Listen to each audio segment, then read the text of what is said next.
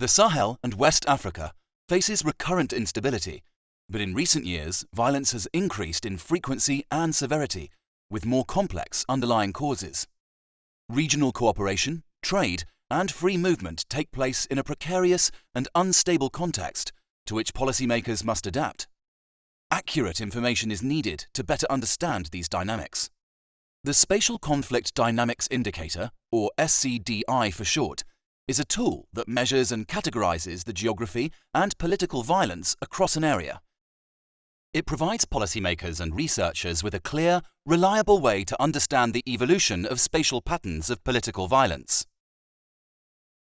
If we think of incidents of political violence as discrete points in space, we can calculate two metrics that show how these points are distributed across a region. The first metric is intensity, which measures the density of points within a particular area. The more points there are in a given area, the higher the density of these points, and the more intense the point pattern. But intensity only partly describes how points are distributed across space. We're also interested in whether points tend to be clustered or dispersed. For instance, two areas of equal size, each with 6 violent events, would have the same intensity, but the events in the first area might be clustered together, while events in the second area are evenly spread out.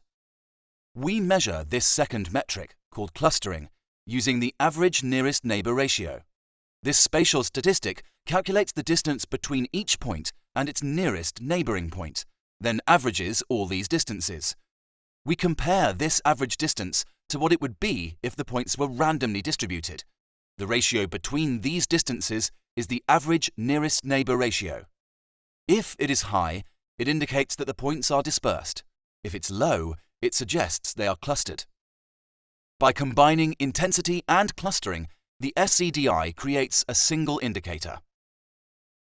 First, we divide a given study area into a grid of equal-sized cells, where each cell is 50 kilometers by 50 kilometers. This allows us to compare the violent events that occurred in one area with those in another. Then, we categorize each cell according to whether the points in the cell are high or low intensity, and whether they are dispersed or clustered. For example, on this map of Mali, the intensity has been classified into either low or high. In this second map, the cells have been divided into clustered and dispersed. So, a given cell might have an SCDi value of clustered high density, dispersed high density, clustered low density, or dispersed low density. These categories indicate where a particular area is in the conflict life cycle. A high-intensity cluster of points shows that conflict is intensifying locally, while a low-intensity cluster of points indicates a general decrease in conflict. Dispersed high-intensity areas indicate an acceleration in conflict, while dispersed low-intensity areas suggest that conflicts are lingering. A cell can also have no SCDi value if it has 1 or 0 violent events. Since the average nearest neighbor ratio requires at least one pair of neighbors, we calculate the SCDi only for cells that experience 2 or more violent events. We can follow the evolution of the SCDi over time by calculating it for different time periods, for example, every year.